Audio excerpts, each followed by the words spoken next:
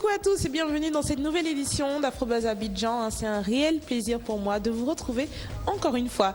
Alors aujourd'hui au programme, art, gastronomie africaine et carnaval. Pour commencer déjà, nous allons aller à la rencontre d'un artiste dans l'âme qui va nous parler de son parcours, de ses œuvres à Anzote. On y va.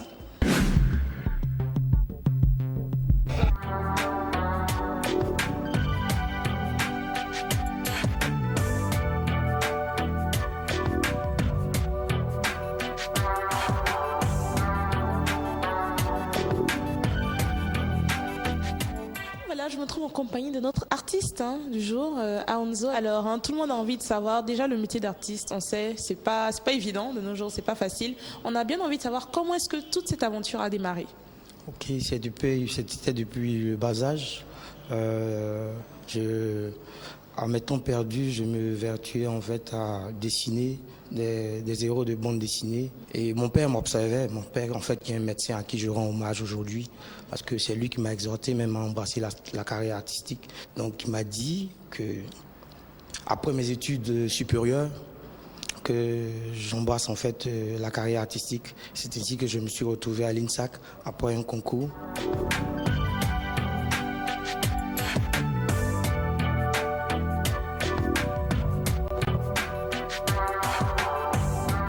J'ai été formé par Maître Issot, qui est aussi un maître de la tapisserie nouvelle. Et c'est à travers cette tapisserie nouvelle que j'essaie de véhiculer mon message. Alors, tu as bien dit tapisserie, donc, parce que comme moi là, je vois, vraiment, c'est à l'œil nu comme ça, c'est un peu difficile de savoir que c'est de la tapisserie en fait. Donc déjà, voilà l'une de tes œuvres. Est-ce que tu peux nous en dire un peu plus de cette œuvre-là, qui est très belle, beaucoup de couleurs? Cette œuvre que j'ai intitulée « À chacun son salut », c'est de la nouvelle tapisserie. Elle est différente de la tapisserie classique, celle qu'on rencontre en fait chez les Marocains, qu'ils utilisent en fait pour la décoration murale. La différence, c'est que la tapisserie classique en fait obéit à un dessin, un carton que l'artisan ou l'artiste en fait est obligé, se doit en fait de suivre. Il est un peu assujetti. Or ici, l'artiste laisse libre cours en fonction de son thème et développe en fait beaucoup de choses, faire ressortir ses émotions. Alors ça c'est de la corde de cisale. C'est de la corde, ok. À l'origine, en fait, voici la couleur. Et en fonction de mon sujet, j'applique en fait de la teinte pour donner en fait les couleurs que je souhaiterais en fait faire représenter. Et c'est cette matière là qui intrigue un peu. C'est le tapa. C'est le tapa, c'est l'écorce d'un arbre qu'on retrouve en savane, que nos ancêtres en fait utilisaient, même actuellement, les gens l'utilisent comme textile. En fait, j'exhorte en fait tous ceux qui pensent, tous ceux qui ont une fibre en fait artistique à embrasser la carrière artistique sans crainte.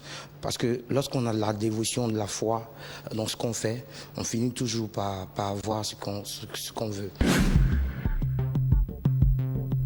À présent, direction la gastronomie africaine. Aujourd'hui, nous allons aller à la rencontre de Franck et Christelle, passionnés de gastronomie et copropriétaires du restaurant gastronomique africain Sakan. Alors, ils vont nous expliquer leur concept et bien évidemment, nous allons déguster un de leurs bons petits plats. Donc, suivez-moi parce que c'est parti.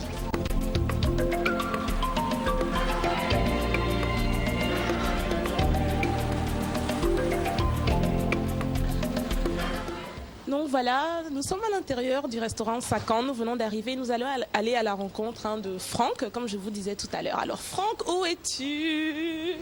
Yeah! Bonjour. Bonjour. Donc voilà, c'est Franck, copropriétaire du restaurant Sakan. Alors Franck, est-ce que déjà tu peux nous expliquer un peu le concept du Sakan? Oui, Sakan est un restaurant gastronomique africain. Nous avons essayé de prendre la cuisine africaine et de l'élever un peu dans la créativité, dans le dressage des plats, dans la manière de la présenter. Eh bien, je suis sûre qu'on a hâte de découvrir vos petits plats. Pour cela, il faut que je vous emmène en cuisine voir le chef, Christelle. D'accord. Mais on y va? Suivez-nous. Alors, je suis en compagnie de la chef, je dirais même chef en chef de la grande cuisine du Sacan.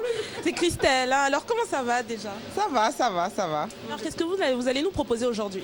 Ce qu'on va faire aujourd'hui, on va faire un truc que chacun peut faire chez lui à la maison, très facile à confectionner. C'est juste un millefeuille de thon et d'igname. C'est très simple. Vous avez entendu 1000 feuilles de thon et d'igname.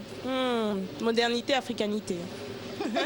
En fait, c'est ça l'idée derrière, c'est d'utiliser des éléments de chez nous et puis bon, les rendre un peu plus fins, faciles à manger pour tout le monde surtout.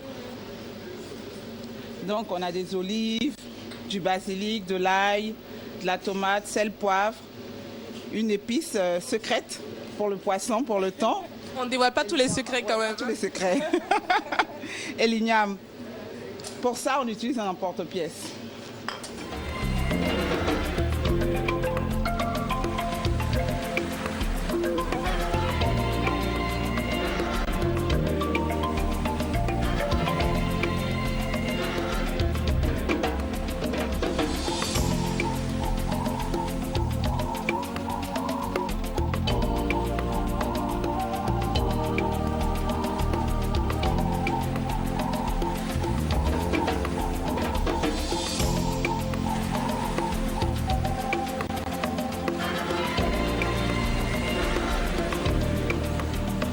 Alors moi, je commence à goûter.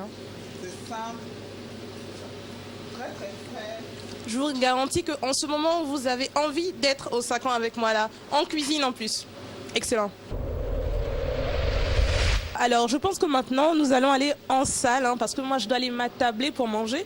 Et nous allons continuer à nous entretenir avec Christelle, la chef de Sacan. Voilà, on y va.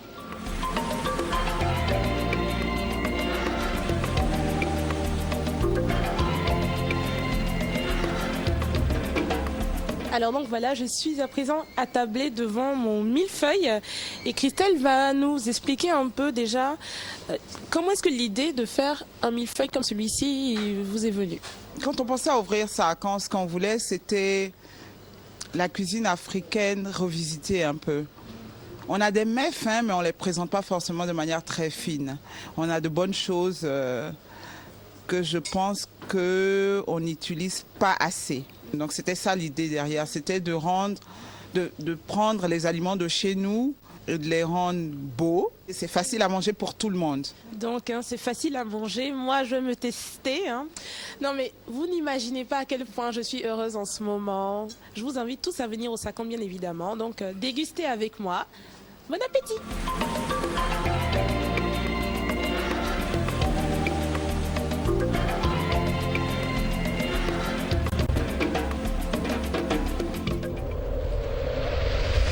J'ai fini de déguster mon entrée et je suis avec Franck et Christelle. Est-ce que vous êtes déjà allé à Beaunois? Bien sûr. Tu es déjà allé à Beaunois, Christelle? Je suis passée par Beaunois. Alors, quel est l'événement principal qui arrive à Beaunois pendant l'année? Un carnaval, n'est-ce pas? Je me souviens plus du nom, mais...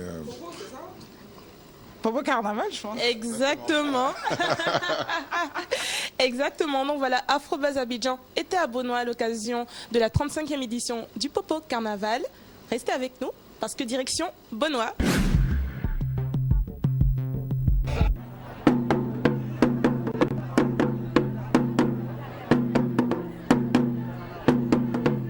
C'est une fête culturelle en fait qui rassemble en fait toute la population pour valoriser, pour mettre en exergue un peu la culture abourée et yvé et bien sûr inviter tous nos amis qui nous font l'amitié de vivre sur notre territoire, de présenter aussi leur culture.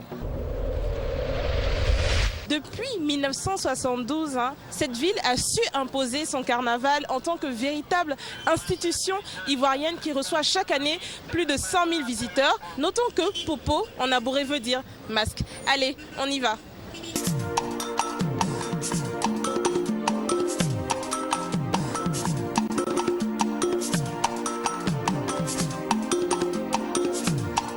Les hommes s'habillent en femmes, donc nous aussi on a juste décidé de s'habiller comme ça. Juste pour le plaisir.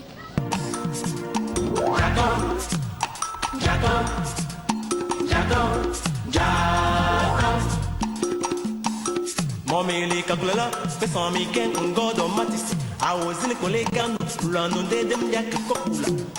Olivia.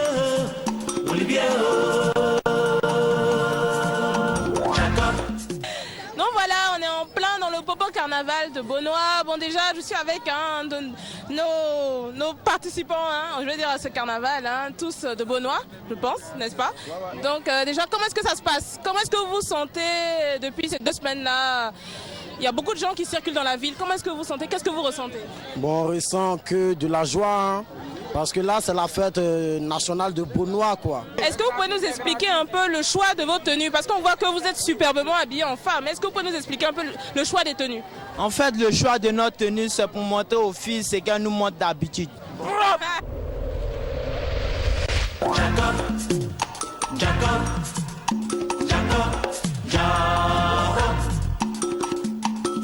Israël kumide de mozo zomide benjon kaka mumba sheme imotumle minyamye sominwe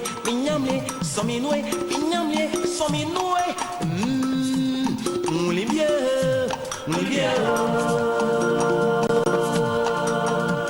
et journée como yo me fela imoyole kele mami nyame wadale kele ni niño yo kele mio cheche.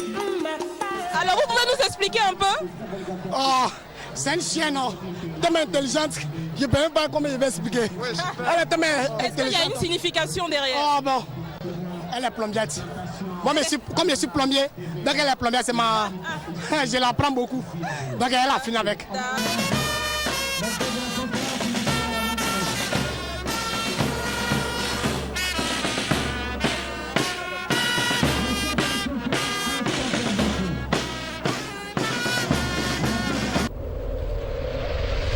Le Popo Carnaval est également un lieu de rencontre culturelle. Et là, on atteint bientôt l'apogée avec l'incinération du roi Popo qui est représenté par une grande mascotte. Donc voilà, on y va, suivez-moi.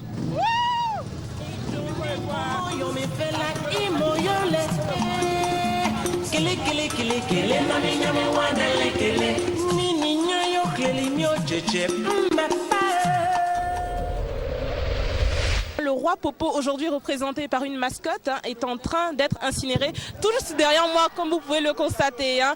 Donc cet acte marque la fin de ce Popo Carnaval de Beaunois et pour aujourd'hui marque également la fin de cette édition d'Afrobuzz Abidjan. J'espère que vous avez passé un excellent moment en notre compagnie. Voilà, donc à la semaine prochaine pour de nouvelles aventures. Je vous embrasse très fort. Bye bye.